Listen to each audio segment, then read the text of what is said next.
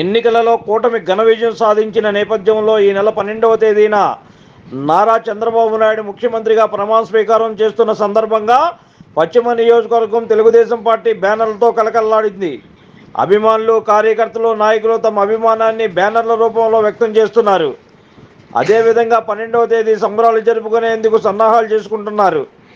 ఈ క్రమంలో వారు ఏర్పాటు చేస్తున్న బ్యానర్లు, హోర్డింగ్లు, కటౌట్లతో రోడ్లు ఎటు చూసినా పసుపుమయం అవుతున్నాయి. గణపతిరావు రోడ్డులో టీడీపీ మైనార్టీ నాయకులు ఫతావుల్లా ఆధ్వర్యంలో ఏర్పాటు చేసిన బ్యానర్లు, కటౌట్లు పెద్ద సంఖ్యలో వెలిశాయి.